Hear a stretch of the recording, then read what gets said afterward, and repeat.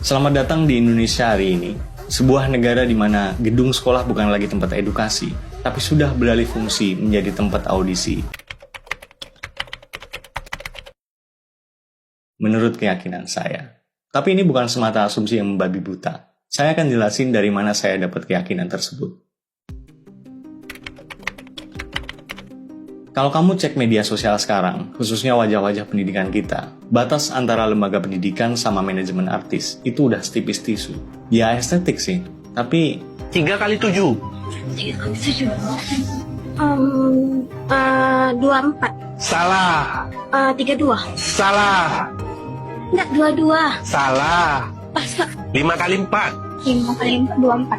Salah. 23. Salah. otaknya kosong. Ini yang disebut validation addiction, atau kecanduan validasi. Jadi di psikologi ada yang namanya dopamine hit. Tiap kali si murid dan guru ini ngonten joget-joget, terus yang nonton rame, otak mereka ngelepasin dopamin yang bikin nagih. Saking candunya dapat like, share, dan masuk FYP, mereka sampai lupa kalau ada yang namanya marwah, kehormatan, harga diri, martabat yang harus dijaga. Saya jadi curiga apa pejabat-pejabat yang joget-joget itu dulu masa kecilnya dimulai dari hal-hal yang kayak gini. Saya nemu video dan kaget banget ngelihat betapa jauhnya masa SD saya sama anak-anak SD zaman sekarang. Ini bocah bukannya diajarin cara bernalar dan berlogika, malah disuruh joget-joget depan banyak orang. Which is kayaknya nggak mungkin inisiatif dia sendiri kan. Pasti ada arahan dan persetujuan guru-gurunya gitu. Mana bocahnya buat laki-laki nggak gini? Ya elah, jangan kaku ngapa bang, itu kan lucu-lucuan aja buat hiburan. Kan juga bentuk pemasaran biar sekolahnya terkenal. Nah ini masalahnya. Logika itu sekarang udah nggak logis. Bukankah lucu nggak harus bego? Panji lucu nggak bego? Radit lucu nggak bego? Ya walaupun ada yang lucu dan... Saya nyari-nyari di mana ini jawabannya. Tapi maksudnya, masih ada kan cara lain buat deket sama murid? Buat bikin suasana nyaman dengan cara yang lebih berpendidikan. Sekarang kayak seolah nunjukin moral nggak lebih penting daripada viral. Viral udah kayak standar kesuksesan baru. Viral sama dengan sukses.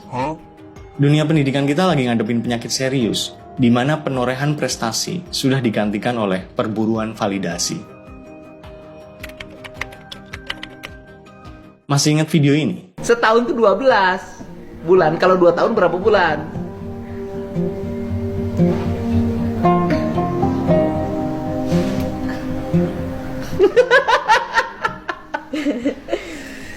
Setahun berapa bulan?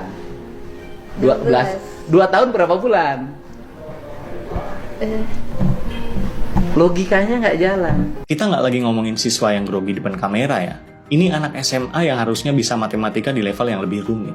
Pertanyaan kayak gini bisa dijawab anak SD tahun 80-90-an. Ini adalah bukti kalau kita ngalamin yang namanya degradasi kognitif. Kenapa ini bisa terjadi? Karena selama ini sekolah kita terjebak dalam ilusi kegiatan belajar mengajar. Guru seolah-olah udah melaksanakan kewajibannya untuk memberikan pemahaman tentang disiplin ilmu. Dan murid seolah-olah udah mendapatkan haknya untuk menerima cara memahami ilmu tersebut. Kalau emang ini bukan ilusi kayak yang saya bilang, terus mana buktinya? Kenapa yang ditampilkan adalah muka pendidikan yang kayak gini? Oknum-oknum guru yang ngajarin muridnya joget-joget, yang nunjuk murid melambai atau siswa yang model cakep doang, buat dijadiin representasi sekolah. Apakah ini yang dalam pengertian mereka sebagai kegiatan belajar mengajar? Ataukah ini yang dalam pengertian Anda semua, orang tua yang nyekolahin anaknya, sebagai kegiatan belajar mengajar? Buat apa ngelakuin ini semua kalau nggak demi engagement? Apakah mereka nggak bisa memperkirakan dampak yang akan terjadi kalau perilaku kayak gini dipelihara? Pernah dengar positive reinforcement? Ketika hal-hal yang nggak berfaedah itu dikasih panggung dan pujian, otak siswi ini nangkepnya, oh, gue nggak perlu pintar matematika. Yang penting bisa joget, melambai-lambai, gue bakal dianggap asik, gue bakal dianggap hebat.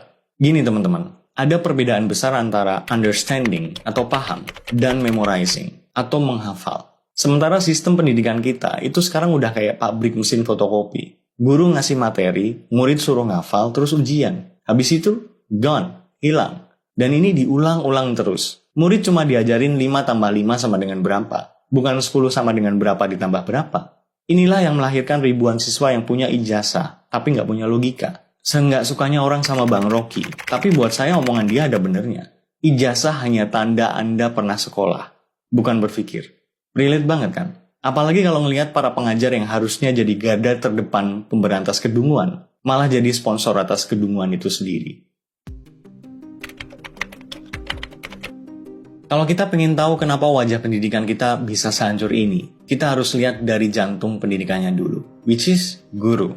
Guru-guru ini, oknum guru lebih tepatnya, mereka lebih bangga kalau video mereka tembus jutaan views. Kita ngelihat fenomena di mana guru dan murid sama-sama jadi pecandu konten. Guru yang harusnya jadi rem buat perilaku muridnya yang melenceng, malah ikutan joget demi ngejar FYP. Ini apa nggak bikin muridnya mikir, lah guru gue aja begitu, kenapa gue enggak? Akhirnya terjadilah apa yang disebut devaluasi marwah. Lembaga pendidikan yang harusnya jadi ruang intelektual, malah lebih mirip manajemen artis. Gurunya jadi talent scout yang milih-milih, mana nih murid yang punya tampang-tampang viral, mana yang nyolok buat ditaruh di depan. Sementara kemana murid yang benar-benar berprestasi secara akademik. Mereka tenggelam di pojokan karena dianggap nggak menjual buat konten sekolah. Guru-guru ini terjebak dalam istilah psikologinya the halo effect. Mereka ngerasa kalau mereka ngikut tren bareng muridnya, kontennya banyak yang suka, berarti mereka udah jadi guru asyik dan deket sama murid. Lalu karena ngerasa udah jadi guru yang asyik, mereka lupa kalau kedekatan emosional harus dibarengi dengan ilmu. Mereka ngerasa dekat dengan murid adalah segalanya. Padahal tanpa edukasi dan wibawa, mereka sebenarnya sedang menurunkan derajat lembaga pendidikan menjadi sekedar tempat nongkrong yang dibayar negara.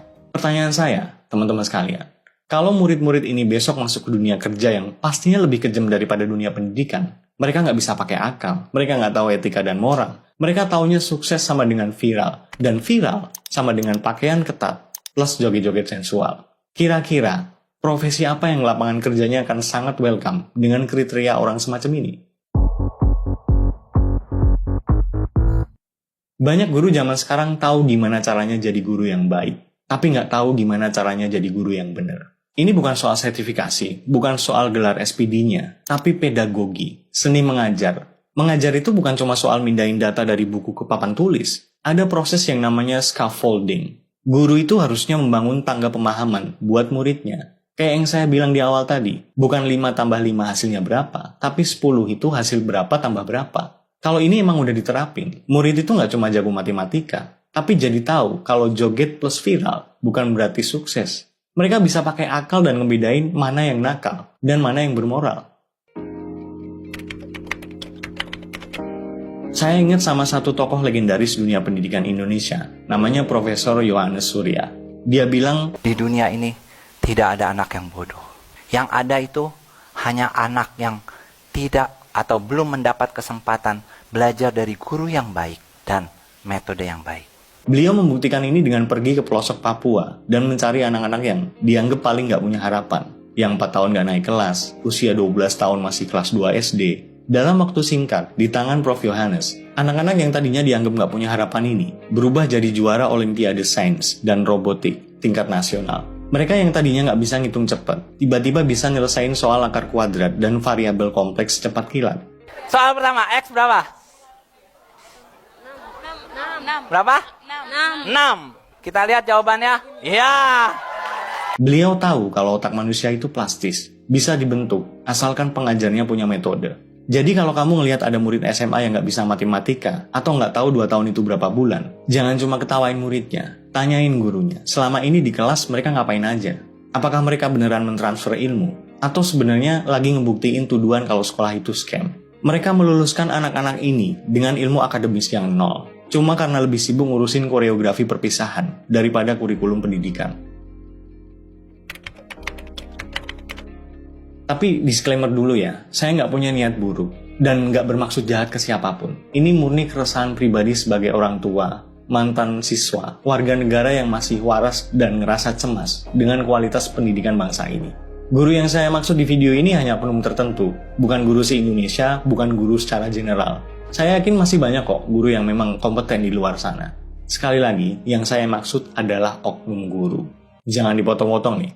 Kalau kebetulan kamu guru dan tersinggung sama konten ini, baguslah. Saya nggak akan minta maaf. Kamu yang harusnya minta maaf. Bukan ke saya, tapi ke mereka. Generasi-generasi penerus bangsa ini. Anak-anak kami, adik-adik kami, saudara-saudari kami.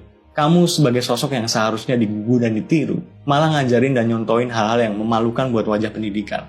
Bayangin betapa ngerinya masa depan bangsa kita kalau yang kayak gini ini dibudayakan. Kita akan melahirkan sebuah generasi yang mungkin pinter joget, jago ngedit, tapi tolol secara logika dan nol secara etika. Emang kamu mau jadi orang tua yang udah kerja keras banting tulang buat nyekolahin anak dengan harapan dia terdidik logika dan moralnya? Tahu-tahu anakmu muncul joget-joget jadi figuran di konten TikTok gurunya. Atau parahnya lagi karena terinspirasi gurunya, anakmu ngikut joget-joget, terus rame komentar yang wah, ngeri lah. Atau jangan-jangan malah nggak kepikiran sampai ke situ. Guru beneran nggak sih? Coba jawab, 12 kali 2 berapa? Tahu nggak jawabannya? Kalau tahu, kenapa jawabannya itu? Ini orang ngomong doang. Dia nggak tahu apa. Murid itu butuh kenyamanan biar bisa belajar dan menyerap pelajaran dengan baik. Pelajaran yang mana? Yang joget-joget itu. Video yang tersebar di media sosial memperlihatkan 5 orang siswi sekolah dasar yang bergoyang erotis sambil disawer dan diteriaki oleh penonton. Apa yang nggak bisa hitung-hitungan itu? Seorang siswa SMA kelas 12 juga tidak mampu menjawab soal matematika sederhana ketika dites langsung oleh petugas. Kalau mau nyaman mah ke kafe aja, ngegame, atau di rumah lah, jangan di sekolah. Tugas guru bukan bikin nyaman, tapi bikin paham, moral, dan intelektual. Guru kan juga manusia, butuh hiburan. Ngerti, siapa sih manusia yang gak butuh hiburan? Tapi lihat-lihat juga dong. Saya gak pernah tuh denger pilot joget-joget pas nerbangin pesawat. Atau dokter bedah ngonten TikTok pas operasi. Bayangin kalau ada beneran dan sepemikiran sama kamu. Saya paham, kamu, saya, kita semua butuh validasi kok. Tapi pinter-pinterlah menempatkan diri. Kalau kamu memang segitu pengennya validasi dan mengekspresikan diri, saya kasih tipsnya. Copot seragammu. Karena itu adalah identitas profesimu. Selama kamu pakai itu, 1 kali 24 jam, kamu adalah wajah pendidikan negara ini. Kalau atribut-atribut itu udah kamu tanggalkan, mau cari validasi, mengekspresikan diri, cari kitab suci, terserahlah. Tapi tolonglah Pak Guru, Bu Guru, jagalah marwah pendidikan bangsa ini. Jadilah sosok yang memang pantas digugu dan ditiru. Kami titipkan anak-anak kami, generasi penerus bangsa ini ke tangan kalian. Tokoh kunci dan garda terdepan dunia pendidikan. Buat kamu para murid, adik-adikku sekalian, saya cuma pengen bilang, nanti kamu bakal nyesel di masa depan kalau ngebiarin ilmu akademismu nol cuma karena keasikannya scroll. Buktiin kalau nggak percaya. Anggap video ini adalah time kapsulmu. Komen di sini dan balik 10 tahun lagi. Ceritain apa yang kamu alami. Buat sekarang fokus pendidikan dulu. Tugasmu bukan cari viral. Tugasmu belajar pakai akal. Paham apa itu etika. Paham apa itu moral. Kalau nggak paham, kejar gurunya. Tanya sampai paham. Paksa mereka buat menjalankan tugas dan kewajiban mereka yang sebenarnya. Jangan mau kalau cuma dijadiin bahan konten. Oke? Ingat, nggak semua yang viral itu bermoral, dan nggak semua yang tenar itu benar. Kalau video ini bikin kamu ngerasa nggak nyaman, baguslah. Itu tanda nalarmu masih jalan. Silakan setuju, silakan tidak. Tapi kalau kamu ngerasa ada yang salah dengan arah pendidikan kita, then stop pretending that everything is alright. Get your shit straight. Thank you udah dengerin keresahan saya. Semoga bermanfaat. See ya.